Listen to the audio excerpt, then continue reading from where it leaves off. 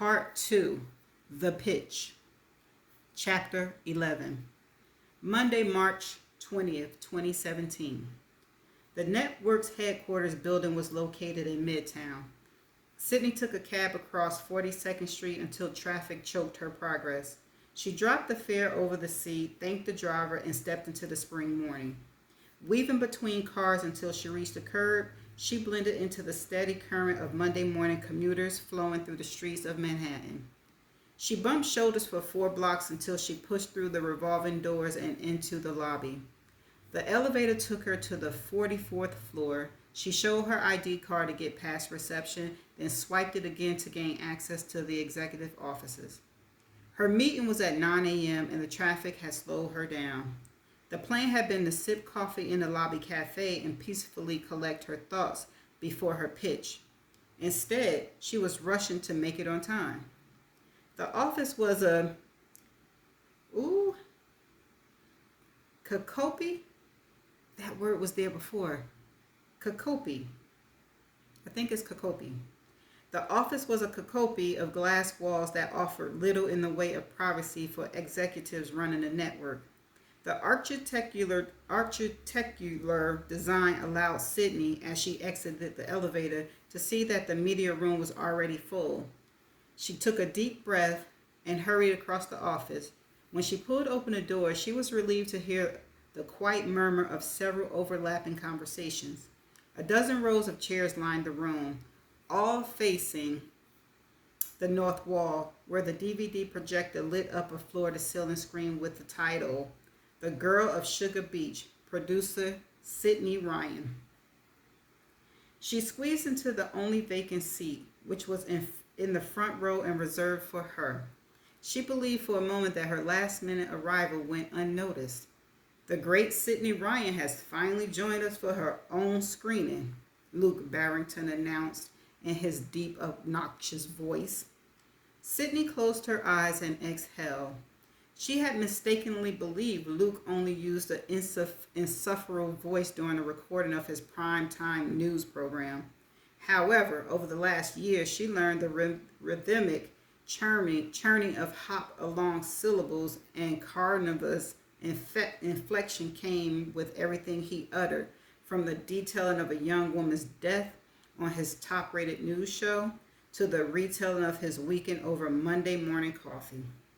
Sydney wanted to claim that the sonorous voice, which had privately earned him a nickname of the Bear, was plastic banana fake, but since Luke had never once faltered from his tone, she could only argue that it was annoying. Now that we're all behind schedule, the Bear continued, let's rush things along, shall we? This was directed at Graham Cromwell, who ran the news division at the network. Graham walked to the front of the screening room and stood in the glow of the DVD projector. Thanks, Luke. Sorry to keep you from your morning round of golf, but perhaps you should put in a few hours of work this week. Your ratings are flat.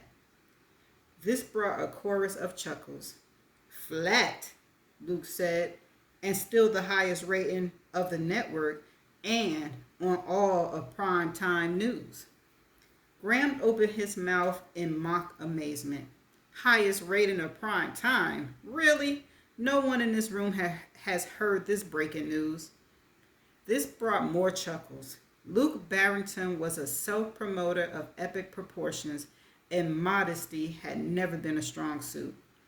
My ratings are flat incidentally because I was on vacation for 10 days, and as we all know, the network has yet to find a guest host that can hold my audience.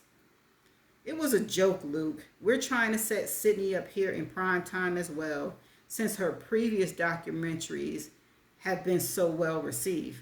We think there is opportunity here with this latest pitch. She has clearly generated a following. So let's see it then, Luke said. The suspense is killing us. Spoken, Sydney thought, like a true asshole. Sydney, Graham said. Sydney stood and took her place at the front of the media room. In addition to the packed audience inside the room, she noticed other staffers congregating in the hallway to get a sneak peek of her much buzz about documentary. True crime is popular, Sydney said. We all know this, and it's getting hotter. We don't have to look further than Making a Murderer or The Jinx to see the huge rating potentials for the networks. 48 Hours is a perennial rating winner. Serial was one of the most downloaded podcasts in history. The public has an appetite for true life crimes broken down in real life thriller told through documentaries. As Graham pointed out, my previous 3 documentaries took unknown cases and unknown prisoners and brought to light their stories of wrongful convictions. We grew a larger audience with each doc, and we've developed a bit of a niche here, finding victims of wrongful convictions and bringing their stories to injustice to light. My pitch today for my new documentary is different in 2 ways from my previous films. It's an ambitious pitch that is filled with potential. I hope you all agree. Sydney noticed the additional network staff had filled into the back of the media room, making it a standing room only crowd. She also noticed that Graham Conwell had given up his seat when Dante Campbell, the co-host of the network's top-rated morning show Wake Up America, snuck in. Sydney faltered for just a moment when she recognized all the power that had assembled in the room. The queen of morning television, Luke Barrington, the suits in the front row. She was suddenly glad that she had been running late so that the enormity of the moment hadn't had a chance to crush her. First, Sydney continued, instead of an unknown case, this time I'll be highlighting a well-known individual. Who is it? Luke Barrington asked in a bored voice. Sydney smiled, a veneer that suggested to all in the room that she was thrilled to be conversing with such an esteemed legend of prime time. In her own mind, though, her curved lips were the equivalent of raising her middle finger. Grace Abold. There were some murmurs in the crowd, a quiet buzz of excitement at such a high-profile case. That's an old story, Luke said. Which is why it's interesting, Sydney said. She's been in jail for 10 years and has clung to her innocence without falter. Let me interview 100 inmates at Otisville, and I hear the same things 100 times. All sob stories from felons who are guilty as sin. You run current event stories, Luke, Graham Conwell said. You cornered the market on opinion news. This is a true crime documentary. It won't pull from your audience. Now, Luke was the one who offered a fake smile. You think I'm worried about her taking my audience? Are you? Sydney asked. Many in the room turned to stare at the bear. He offered a small chuckle. Even this sound came with an annoyance echo. Certainly not. Then stop interrupting and listen to her pitch, Graham said. Sydney glanced at Graham, then back at her audience. She caught a quick wink and a subtle head nod from Dante Campbell. Grace Abold is well known, so I anticipate an early surge of interest to piggyback on my base viewerships. My other docs started slowly and built a larger audience over time as the episodes got closer to the conclusion. Here, I'm hoping for a bigger initial audience. Sydney cleared her throat. The other difference is that The Girl of Sugar Beach will be produced as a real-time documentary. I'll produce episodes as I investigate. I've cut the pilot and roughs of the opening couple. I've cut the pilot and roughs of the opening couple of episodes, a summary of which we will screen this morning. It includes my interview with Inspector Pierre from St. Lucia's, the evidence that convicted Grace Abold, and the early love affair between Grace and Julian Chris. The episode will be retelling of events as I understand them, a mix of reenactments as well as live footage of my investigation. The audience will discover that I discover as I discover. I'm going to reread that again. The audience will discover what I discover as I discover it. There's a lot of risk there, Luke said. I tend to agree with Luke on this one, Ray Sandberg said from the front row. Sandberg was the president of the network.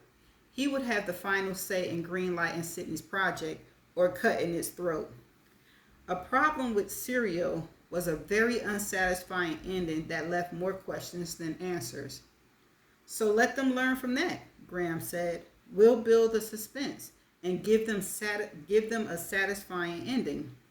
The payoff could be huge. We're going to bring back Grace Bowl and Julian Chris. We're not only going to dive into their love story and find out who they are, but we're also going to find the truth. That will capture an audience. Capturing an audience is not what concerns me, Ray said. It's capturing them with a grand promise and not delivering.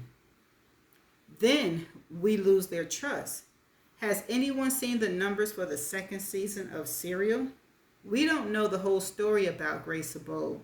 What happens if you come up with nothing revealing other than a young medical school student who killed her boyfriend? That's the lure, Sydney said. I don't know what I'm going to find when I start digging, and neither does the audience. But there's more to Grace Bowl's story than any of us know. Based on what? My trip to St. Lucia's, where Grace Bowl has spent 10 years in jail. I spoke with the detective who ran the case. The investigational capabilities down there are not the same as here in the States. They're economically hinged on tourism, and the entire police force was under pressure to solve this case. Wrap it up and make it go away so potential tourists weren't deterred from visiting the island. I think in order to close the investigation as quickly as possible, they made the evidence fit the narrative. I also spoke with Grace Bowl, as you're about to see. We had a long discussion about her case and about the evidence that got her convicted a decade ago. She can convincingly poke holes in every bit of it.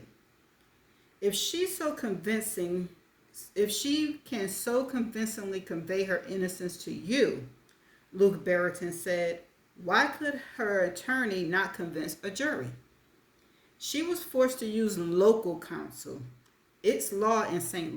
Lucia's that a local attorney needed to be part of her team. He was not a skilled defense attorney and made crucial errors during the trial.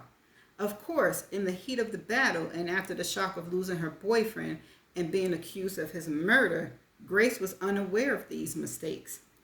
Only with time did her attorney's inadequacies become so glaring. And we all know that juries can be persuaded by theatrics as much as they are by facts. The day she walked into court, Grace Bowl was practically convicted by the news media and by the internet. How many episodes? Ray Sandberg asked. I'll need to map out my production plan and get a grip on the arc of the story. But my current proposal is for 10. With some leeway, obviously, based on my investigation. I've cut the pilot and have outlines for what I want to do for the first 4 installments. Timing? Summer, Graham said. 3 months in summer. June through August. 10 weeks to let Grace Bowl's story unfold. Not just tell her story, Dante Campbell said from the front row. Sydney wants to give the audience the truth, which she thinks is different from what has been told to the world up to this point. I'm already a fan. Sydney smiled at Dante, pinched her brows together in a silent nod of gratitude. The woman trumped even the great Luke Barrington in the network's power ranking, her morning show bringing in hundreds of millions in yearly revenue. Without delay, and as Dante's backing still hung in the air, Graham dimmed the lights and Sydney stepped to the side of the screen as the first cut of her pilot episode began to play. The Girl of Sugar Beach, Match Day, part of episode 1, based on the interview with Grace Sabol. On the third Friday of March, Grace Sabol joined 158 of her classmates as they all gathered in the lounge on the campus of Boston University Medical College. Beside the occasional students who wore jeans and sport coats or casual blouses and skirts, formal spring dresses and suits were the common attire. Coffee and breakfast pastries covered a long table where students filled plates and talked the hour away. Grace woke with an upset stomach and couldn't muster the thought of a jelly-filled donut, let alone the acid burn of coffee.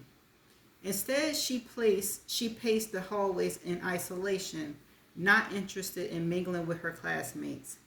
She had this way about her, taking joyous moments and turning them into angst clouds misery. There was a palpable buzz in the air. Today, every fourth-year medical student will learn which residency program they had matched to. The ceiling of the lounge was netted with balloons that would fall through the air and cascade off students as they opened their match day envelopes. The university had taken during the last few years to documenting the morning events through a professional videography service that set up cameras in strategic positions to capture everything. Cameramen strode the crowd of students and their families taking testimonials and ready for close-up shots when envelopes were opened. Grace had participated in the early morning group photo as the fourth years gathered on the front steps of the medical school building and made "oh my God" facial expressions so the university could upload the whole day onto their website and attract future applicants. But now, after the initial photo shoot and as the envelope open was nearing, she had no interest in making small talk as the cameras rolled. All she wanted was to open her letter and see if she matched to New York. She stood in front of the window and stared at the building of downtown Boston. She pulled her phone out and her thumbs moved like lightning as she texted Julian. 5 more minutes. Yes, everyone is nuts here. This is so stupid. Just let us open the car. It's such a stupid production. Relax, have fun, stop stressing. A clicking and some whistling drew Grace's attention. Gotta go. About to open our envelopes. Us too. Call you in a minute. Grace looked up from her phone and took a deep breath. She walked down the long flights of stairs, pushed through the glass doors, and into the lounge. We are very pleased to welcome all fourth-year students and their loved ones to Match Day at Boston University, the program director said into a booming microphone. We are proud of our students and the dedication they have shown in the past 4 years. We wish you the best of luck. And now, without further ado, we present you Match Day envelopes. Placed neatly on a table were 159 white envelopes containing the names of each fourth-year student. Inside was a single piece of paper that told each where they were matched. Grace thought she heard a countdown, people around her chanting numbers in reverse, but the noise and voices were in the background. She was concentrated only on the table. She estimated where her envelope would be located in alphabetical order. The crowd began to cheer. The sing-song countdown ended, and the herd moved towards the table. Grace moved with everyone else, weaving past students, and finally came to the table. The envelopes had been picked over, and the once pristine, organized rows of white rectangles were now scattered at odd angles. She found the S's and scrolled down until she spotted her name. She snatched the envelope. Already students around her were cheering as they read their letters. She walked calmly through the crowd with her unopened envelope and exited the lounge, took the elevator to the ground floor, and pushed through the front doors of the building and into the cool March morning. She stuck her finger into the flap of her envelope and tore it open, pulling a page from within and letting the remnants of the torn envelope drop to the ground. She skimmed past her name and ID number until she came to the middle of the page. Congratulations, you have matched. Program, neurosurgery. Location, the Hospital for Special Surgery, Cornell University, New York. Without allowing the feet to register, she dialed her phone. Where? Julian asked before the first ring had ended. Cornell. Silence. Julian, did you open your envelope? There was a long pause. Tell me, she said. Same. Sydney's face came onto the screen in the media room on the 44th floor of the network's headquarters building as she stared into the camera with Cornell University in the background. It was a bright morning and the rising sun highlighted the hospital glass lobby behind her. On March Day, March 17, 2007, Grace Abold and Julia Criss, an all-American couple that had met during a medical school program in Delhi, discovered their futures. They both placed into the highly competitive specialty of neurosurgery and matched together at the same residency program of Cornell University.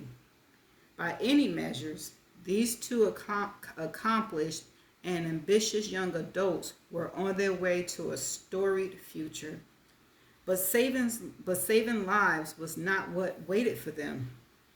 Tragedy. Less than 2 weeks after they opened their March Day envelopes, Julian Criss was dead and Grace Abold was on trial for his murder. Sydney moved slower down the campus walkway, never taking her gaze from the camera. Over this summer and through the next 10 episodes, we will become intimate with these once promising couples. We will learn the sad events that led Julian Criss' death on St. Lucia's famed Sugar Beach. And we will meet the girl who loved him. We will work to understand her, to show you the events that molded Grace Abold's life and sent her on a quest to become a surgeon. We will also delve into the last decades of her life, which she has spent in a foreign correctional facility alongside other convicted murderers. We will learn her story, a story rife with baffling twists and bizarre revelations. A story told both from Grace's perspective and from those responsible for convicting her. We will examine the evidence that put Grace behind bars and determine if it was based on science or fiction. This summer, we will look into the soul of Grace Abold and finally discover the truth. Sydney stopped walking, the hospital and its brilliant glass facets shining in the background. I'm Sydney Ryan, and this is The Girl of Sugar Beach. The DVD projector died and the lights in the media room came back on. There were more murmurs from the audience, and Sydney noticed that a larger crowd had gathered in the hallway during the screening. I love it, Dante Campbell said. It makes me want to know Grace's story. Absolutely love it. Thanks, Dante, Sydney said. She shared a moment of eye contact with the network's biggest star. Ray, Graham said. Ray Sandberg stood from the front row. Hell of a pitch. He looked at Sydney. Let's talk logistics this afternoon. Absolutely, Sydney said. The crowd thinned out as the audience shuffled for the doors. I don't think Luke is a fan, Sydney said when she and Graham were alone. Luke doesn't sign the checks. Okay, that's the end of chapter 11. Wow. Okay, so all I have is that this happened 2 weeks after they was accepted into the universe. Oh, I mean, into their program. Oh, it's got to get deep because how they get to this point?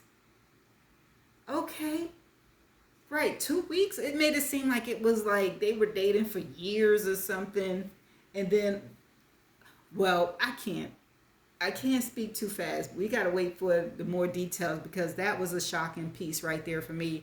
I just thought it was a longer time span that they were dating, or maybe, you know what? Maybe I'm jumping the gun. No, y'all let me know if I'm jumping the gun because it just said 2 weeks later they met at the pro. Oh, okay, wait a minute. They went to school together in college, I guess.